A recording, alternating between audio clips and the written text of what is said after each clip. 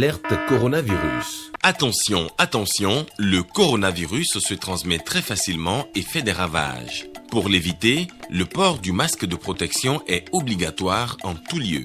Dans l'administration publique ou privée, dans les réunions, les rencontres, dans les marchés, les magasins, les boutiques et lors des déplacements, le port du masque est obligatoire. Même dans les lieux privés, dès lors que l'on n'est pas seul, le masque doit être le fidèle compagnon. Mais attention, le port de masque de protection ne dispense nullement d'appliquer les autres mesures de prévention, notamment le lavage des mains à l'eau et au savon et l'observance de la distance de sécurité sanitaire d'au moins 1 mètre entre personnes. Enfin, s'abstenir de porter des gants en vue du lavage régulier des mains à l'eau et au savon ou de l'application de gel hydroalcoolique. Pour tout savoir sur l'épidémie du coronavirus au Bénin, rendez-vous sur le site web www.gouv.bj/coronavirus. Ceci est un message du gouvernement de la République du Bénin.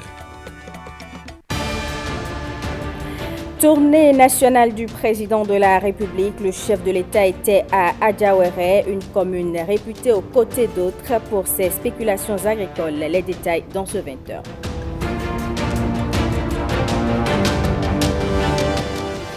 Le volet social du programme d'action du gouvernement se déploie. Des couches les plus démunies de la population reçoivent des transferts de fonds. Vous en saurez un peu plus dans ce journal.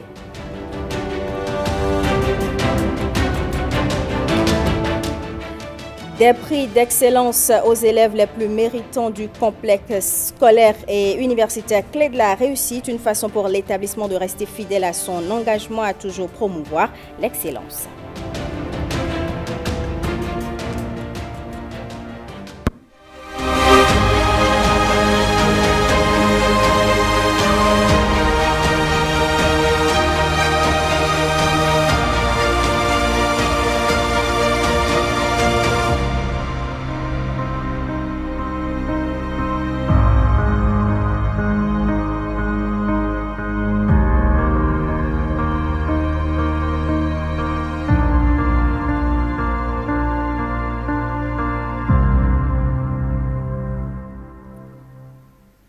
Mesdames et messieurs, bonsoir et merci de préférer la télévision nationale. Patrice Talon était donc à Adjawere, commune réputée aux côtés d'autres pour ses spéculations agricoles comme le palmier à huile. C'est un accueil chaleureux qui a été réservé au président de la République, William Tchoki, Mathieu Soukenou et Mohamed Biya.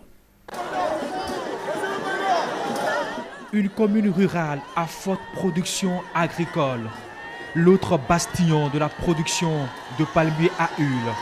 Adjawere, le grenier du département du Plateau, accueille de fort belle manière le premier magistrat du pays. Ici, personne n'a voulu se faire compter l'événement. Cette séance de reddition de comptes. Ces populations sont venues dire merci au chef de l'État pour les promesses tenues, la construction de plusieurs artères.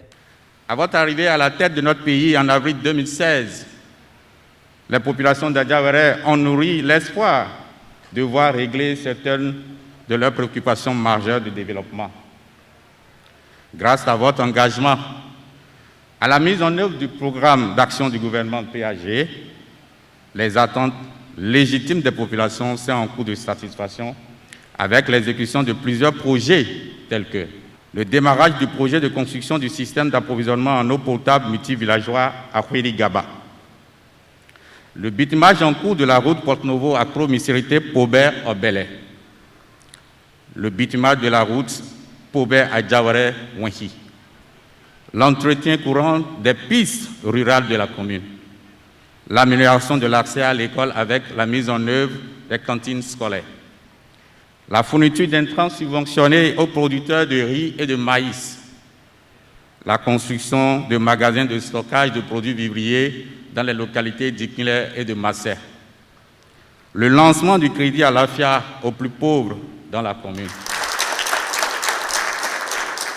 Adjawere a épousé sans embâche l'une des réformes phares du gouvernement de la rupture, la diversification agricole, une dynamique qui fait d'elle un gros marché d'écoulement des produits vivriers de forte consommation dans la sous-région. Le climat de notre commune est favorable à la culture de plusieurs spéculations, dont les plus importantes sont le palmier à huile, le coton, la tomate, le maïs, le manioc et le riz. La commune d'Adiawéré reste un vaste grenier de production de maïs, du manioc et du riz. La production du coton a repris suite aux réformes que votre haute autorité avait su conduire courageusement depuis 2016 et qui, indiscutablement, donnent déjà ses fruits. Patrice Talon étalera à son tour les grands chantiers de son quinquennat, des actions phares du PAG, le programme d'action du gouvernement. Nous renonçons le microcrédit dans un nouveau modèle qui permettra que le microcrédit soit durable. Nous avons restructuré cela. L'État a mis à nouveau beaucoup de moyens. Ça passe maintenant par le téléphone, c'est un mobile money, auprès des SFD qui vont vous aider à faire les formalités. Il n'y a plus besoin d'intermédiaires. En face, une population très contente des réformes. Elle approuve par des applaudissements nourris. Elle voudrait voir l'œuvre se poursuivre pour la construction complète du pays.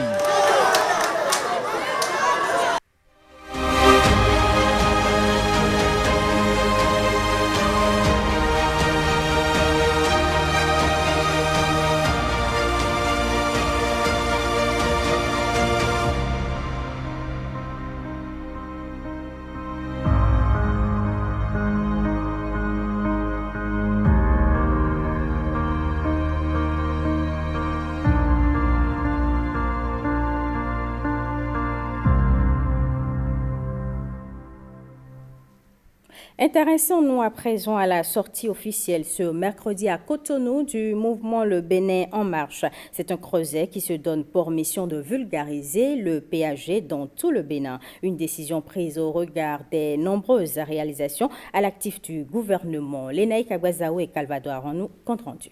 Des jeunes convaincus qui se veulent défenseurs des acquis du programme d'action du gouvernement. Un vaste et ambitieux programme qui a eu le mérite de mettre le Bénin sur les rails du développement, d'où le nom donné au mouvement porté ici sur les fonds baptismaux, le Bénin en marche. Le mouvement Bénin en marche, parce que nous avons besoin aujourd'hui de préserver les acquis de développement de notre pays. Nous avons besoin aujourd'hui de consolider les résultats qui ont été obtenus à la suite des actions qui ont été mises en œuvre au cours des 4 dernières années, pour que nous ne nous installions pas une fois de plus dans un recommencement qui devient perpétuel dans notre pays, que ces actions continuent d'être menées et surtout qu'elles soient améliorées à travers la participation de tous, à travers la prise en compte des attentes des uns et des autres qui sont des attentes évolutives et totalement légitimes. C'est donc pour que la conscience citoyenne soit éveillée. Pour les membres du mouvement Le Bénin en marche, éveiller la conscience citoyenne, c'est aussi et surtout amener les indécis à épouser leur vision, seule porteuse d'espoir et d'espérance pour le pays. Depuis 2016, le Bénin a pris un envol. À ce jour, les résultats sont là. Et les réformes profondes qui s'opèrent aujourd'hui nous interpellent au plus haut niveau et nous projettent dans les défis majeurs auxquels nous devons faire face. Notre souhait, c'est faire adhérer les indécis, les résistants, les malvoyants qui ne veulent pas comprendre. Ce mouvement se veut aussi une plateforme d'échange et d'analyse des piliers et des axes de développement du Bénin. Un repère à l'écoute de la jeunesse et de toutes les couches sociales. Un espace de formation et d'information des populations, notamment les populations à la base. Les militants des différents blocs ne peuvent pas à eux seuls suffire pour être ambassadeurs de ce qui constitue aujourd'hui la vision que prône le chef de l'État, qui doit nécessairement être une vision partagée pour que, au-delà de l'homme que nous voyons en Patrice Talon, que ce soit la vision et que ce soit l'ambition de chaque Béninois de voir le pays prospérer, qui puisse désormais gouverner les actes que chacun à son niveau pose. Séduits par la métamorphose qu'a subi le pays ces 4 dernières années, les membres du Creuset Le Bénin en marche entendent étendre les tentacules du mouvement sur toute l'étendue du territoire national. 2 ambassadeurs ont présenté les copies figurées de leurs lettres de créance au ministre des Affaires étrangères et de la coopération. Il s'agit de l'ambassadeur du Gabon près le Bénin et de l'ambassadeur agréé, chef de la délégation de l'Union européenne. Le point de la cérémonie avec Rachidat Biomaman et Jules Akoïko. Saïd Abeloko est désormais l'ambassadeur du Gabon près le Bénin. Il est allé présenter au ministre Aurélien Agbenonsi les copies figurées de ses lettres de créance, un acte protocolaire qui marque le début de sa mission au Bénin avec résidence à Lomé. Né en 1976, il était directeur général de l'Office des ports et rades du Gabon avant sa nomination en qualité d'ambassadeur extraordinaire et plénipotentiaire de la République du Gabon près le Bénin. Marié et père de 4 enfants, il est titulaire d'un diplôme d'administration des sciences économiques et sociales et de gestion des entreprises des universités d'Omar Bongo et d'Evry Val d'Essonne. Avec Aurélien Agbenonsi, les différents axes de coopération liant les 2 pays partenaires de vieille date ont été abordés. Nous avons un cadre de coopération à réviser, parce que c'est des accords aussi qui datent de longtemps. Nous avons évoqué cette possibilité de relecture de cadre de coopération et aussi nous avons échangé sur la présence des autorités diplomatiques béninois au Gabon. Le ministre nous a bien expliqué la stratégie économique qui a entraîné la fermeture du consulat général du Bénin au Gabon. Nous avons très bien reçu, nous avons très bien apprécié les argumentations que nous a présentées Monsieur le ministre des Affaires étrangères et nous a rassuré que la coopération reste aussi dynamique. Sylvia Hartley a elle aussi présenté les copies figurées de ses lettres de créance. Elle est ainsi accréditée ambassadeur agréé de l'Union européenne auprès du Bénin. De nationalité allemande, elle est titulaire d'une maîtrise en droit obtenue en 1992 à l'université de Passau en Allemagne et d'un diplôme de master en administration publique. Sylvia Hartley n'a fait aucune déclaration à la fin de l'audience. Il lui restera maintenant de présenter ses lettres de créance au chef de l'État. Parlons de cette session de formation du comité conjoint d'accompagnement et de suivi du programme de travail Bénino-Wallonne 2019-2023. L'ambassadeur secrétaire général du ministère des Affaires étrangères et de la coopération a procédé ce mercredi au lancement des travaux. Senior délégué Daniel Ada. De hauts fonctionnaires des ministères sectoriels concernés ont répondu présents à cette séance de lancement des travaux du comité conjoint d'accompagnement et de suivi du programme de travail Bénino-Wallonne. D'une manière générale, dans nos pays partenaires, c'est essayer d'amorcer des dynamiques, d'identifier des secteurs niches dans lesquels nous, on peut apporter une certaine expérience. Et amorcer des projets qui peuvent après vivre de leur propre vie, qui peuvent bénéficier d'un autre partenariat avec d'autres coopérations et bien évidemment avec les initiatives nationales. Et on peut penser ici au fond des arts et de la culture, qui est vraiment une incarnation très concrète du partenariat en matière de soutien culturel. Cette assise va permettre au comité de faire un point sur l'état d'avancement des projets retenus dans le domaine prioritaire de développement tels que l'eau, le patrimoine, la culture et le tourisme. Première session du comité d'accompagnement et de suivi du programme de travail 2019-2023 conclu entre le Bénin et la Wallonie-Bruxelles revêt une importance à la fois capitale et symbolique, en ce sens qu'elle nous offre l'opportunité de procéder avec nos partenaires wallons à un état des lieux du niveau d'exécution de nos engagements 2 années après la signature de notre convention de partenariat. Il me plaît ici de rappeler que ce moment d'évaluation et de suivi de notre coopération envisagé par les deux parties au tout début de l'année 2020 avec la perspective d'un déplacement à Cotonou d'une délégation de la Wallonie, Bruxelles, n'avait pas pu se tenir en raison de la pandémie de la Covid-19, dont la surveillance brutale et le non-infléchissement de la courbe de progression impacta négativement l'exécution de bien d'agendas au plan international. Cet exercice d'évaluation sera l'occasion de changer sur les ajustements nécessaires afin de mieux juguler les effets néfastes de la pandémie du Covid-19 sur la dynamique de mise en œuvre des projets pour garantir un meilleur taux d'exécution. À Porto Novo, au palais des gouverneurs, l'Association nationale des anciens parlementaires du Bénin a tenu sa session unique de l'année, une session qui était consacrée à la signature d'un protocole d'accord entre l'organisation et le Parlement. Guillaume Avilleno. Des anciens parlementaires au palais des gouverneurs.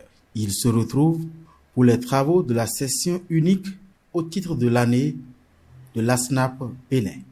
Au menu, une communication sur le protocole d'accord entre le Parlement et l'Association nationale des anciens parlementaires du Bénin, l'ASNAP Bénin, la présentation et l'adoption des rapports d'activité et financiers des directions départementales de l'organisation, mais aussi celui du bureau exécutif de l'ASNAP Bénin.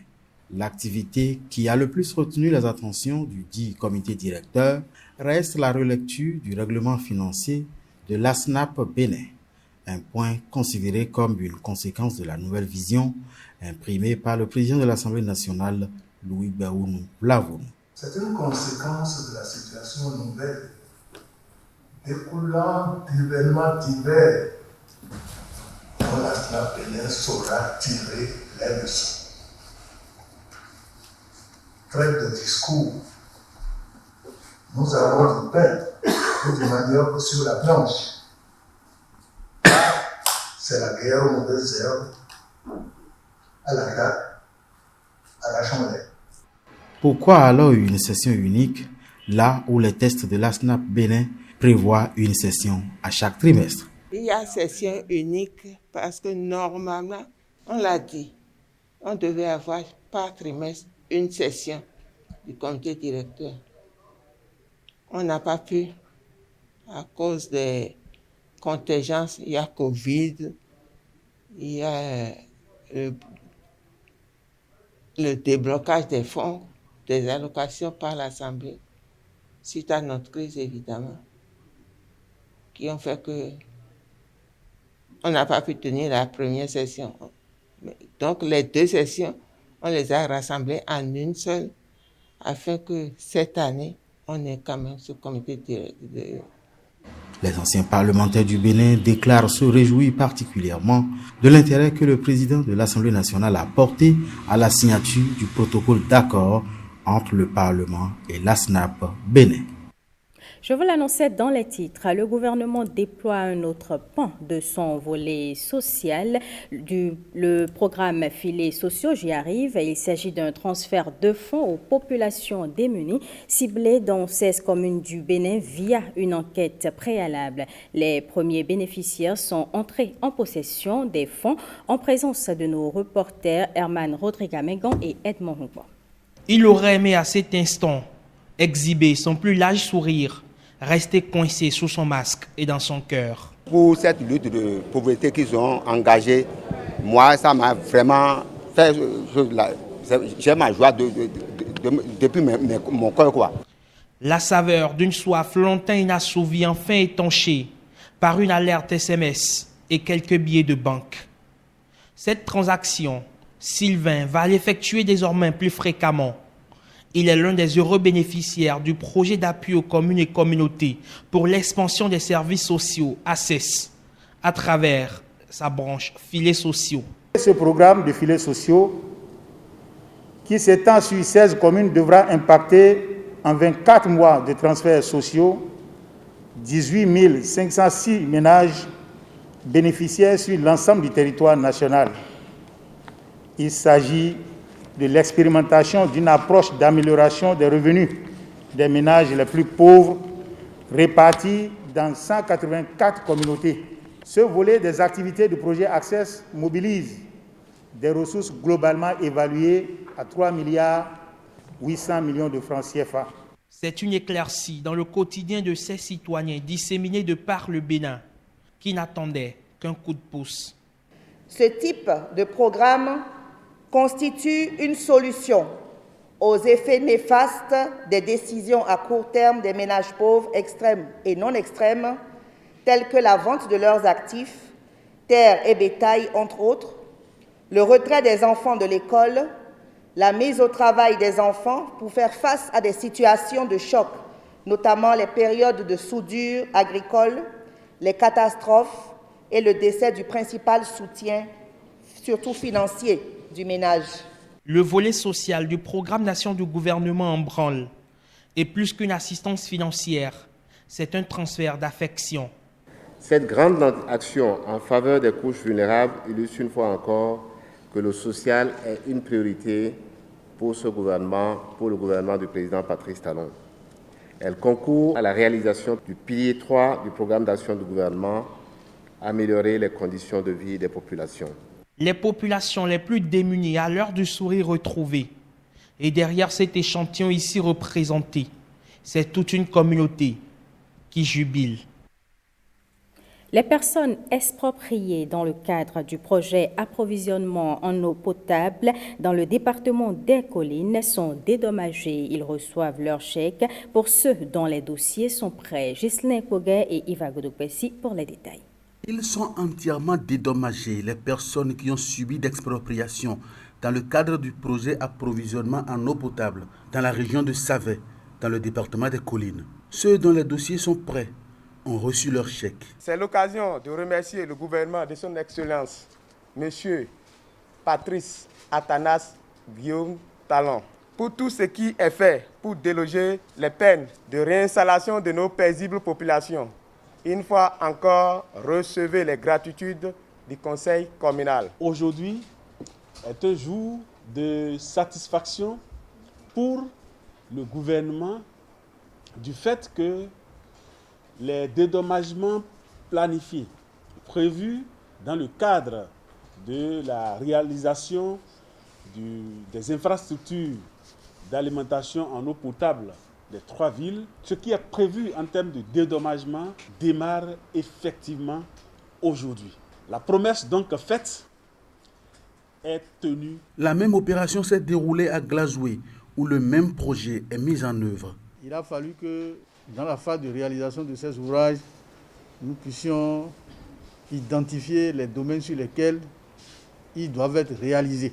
Le gouvernement de la République du Bénin a pris l'option de donner de l'eau à tout le monde d'ici 2021. Mais pour atteindre cet objectif, il faut trouver la ressource en eau. C'est pour cela donc que les barrages, notamment le barrage de Aïdioko, a été réalisé, en complément de celui de l'IFO, dans l'arrondissement de Thior, commune de Glazoué. Parallèlement à cette opération, l'Agence nationale d'approvisionnement en eau en milieu rural est à pied d'œuvre pour l'installation du système d'approvisionnement dans toute la région. Le projet à terme fournira durablement de l'eau potable dans les départements du Zou et des Collines, départements géologiquement compliqués. Dans le reste de l'actualité, la Commission électorale nationale autonome Sénat explique son rôle dans l'organisation des élections professionnelles au Bénin. L'assistance technique de cette institution a été sollicitée pour établir la liste des électeurs et des centrales et confédérations syndicales candidates à ces élections. C'est une annonce faite par le président de la Sénat au cours d'une conférence de presse à Cotonou. On l'écoute. L'intervention de la Sénat se limitera à 2 choses. Premièrement, réceptionner les données d'électeurs collectées par le Comité électoral national, celles et assurer leur traitement en vue de la production de la liste électorale. Deuxièmement, enregistrer, examiner les dossiers de candidature et établir la liste des centrales et confédérations syndicales de travailleurs candidates aux élections professionnelles nationales. Je voudrais rappeler que la Sénat n'est pas à sa première expérience en matière d'assistance publique aux organismes publics. Nous avons déjà apporté cette assistance technique et à sa demande à la Chambre de commerce et d'industrie du Bénin lors de l'organisation des élections consulaires du 18 décembre 2019.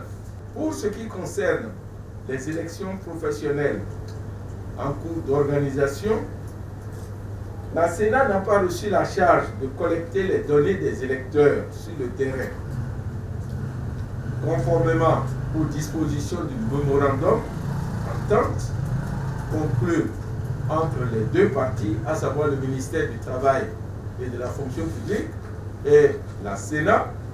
Ces données nous seront transmises par le comité électoral national, dont sont membres les centrales et confédérations syndicales, suivant un processus dans lequel la Sénat n'est pas du tout impliquée. La Sénat n'aura qu'à traiter ces données au moyen d'une application qu'elle a déjà conçue pour éditer la liste des électeurs au format qui vous sera demandé. Il me plaît de souligner ici que cette procédure résulte d'une demande des organisations syndicales lors des séances de travail entre l'équipe technique de la Sénat et le comité électoral national sur les modalités d'intervention de la Sénat. Clé de la réussite célèbre l'excellence. Une cérémonie de remise de prix a eu lieu lundi dernier à Cotonou. Enseignants, parents et élèves de l'école étaient mobilisés pour l'édition 2020 de cet événement. À travers cet acte, l'établissement veut rester fidèle à son engagement de toujours susciter l'émulation. Lénaï Kagbazaou. Au complexe Clé de la réussite, l'excellence est toujours célébrée et les meilleurs apprenants primés. L'établissement sacrifie encore une fois à la tradition en offrant ici des motos aux 5 élèves ayant obtenu la mention très bien au baccalauréat et un ordinateur portatif au 5e du Bénin au CAP Aide comptable 2020. Au complexe Clé de la réussite, dans la logique de la culture de l'excellence, toute mention très bien au bac donne droit à une moto. De même, tout élève qui se classe parmi les meilleurs du Bénin au BPC, comme au CAP, a droit à un ordinateur portatif. Aussi, les élèves des classes intermédiaires passant en classe supérieure avec une moyenne au moins égale à 13 sur 20 au secondaire et 15 sur 20 au primaire ont droit à un kit scolaire. Ainsi, les 5 motos que voici reviennent de droit aux élèves Adenka Christelle Dorcas, mention très bien au baccalauréat, Ifeko Victorine, mention très bien, Petoni Koda Najat, mention très bien, Midjokan Gilles Chris, mention très bien, Godinan Eunice Dalma, mention très bien, l'ordinateur portatif qui à côté sera offert à l'élève Agbessi Donald, qui est 5e du Bénin au CAP AC 2020. Au complexe Clé de la réussite, nous cultivons chaque jour l'excellence et nous luttons efficacement contre les déviances scolaires à travers une panoplie de mesures. Les récipiendaires considèrent leur cadeau comme une invite à maintenir le cap et sont reconnaissants envers le corps professoral, l'administration et le fondé du complexe. Grâce à ces encouragements et à l'aide de tous les professeurs, je me suis donnée au travail. Je suis très contente de mon prix et c'est une joie que j'attendais et finalement je l'ai vécu. Un soir, je contemplais les lauréats sur le calendrier et quelque chose m'a dit, toi aussi tu peux faire comme moi. Et je me suis lancé et j'ai atteint mon objectif. Je rends grâce à Dieu, je rends grâce au fondé, je rends grâce à tous nos professeurs, à tous ceux qui nous ont soutenus et encouragés. À noter que c'est un culte d'action de grâce qui a inauguré cette cérémonie de remise de prix d'excellence pour remercier l'Éternel et implorer encore sa grâce pour une année scolaire 2020-2021 couronnée de succès. Ce sera tout, mesdames et messieurs, pour ce journal. Merci pour votre attention. Retrouvez à 23h30 Estelle Pazou pour le JT Soir.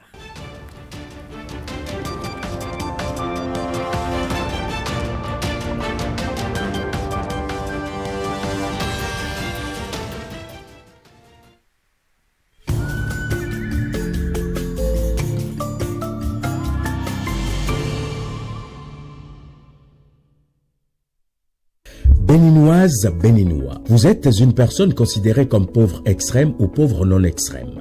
Vous vous êtes fait recenser lors du RAVIP. Vous n'avez pas pu le faire pour une raison ou une autre. Vous pouvez bénéficier des services sociaux offerts par l'État. Pour cela, participez à la deuxième phase du recensement que réalise le projet Arche dans 56 communes du Bénin avec l'appui de Wouri Bénin. Mais comment ? Pas besoin de se déplacer. Les agents recenseurs passeront chez vous à partir du samedi 21 novembre 2020. Recevez-les bien et participez à la réussite de l'opération en répondant aux questions qui vous seront posées. Les données recueillies feront l'objet d'un traitement confidentiel. Ceci est un message du projet Assurance pour le renforcement du capital humain Arche, soutenu par le projet d'identification unique pour l'intégration régionale et l'inclusion en Afrique de l'Ouest, Wouri Bénin, de la Banque mondiale.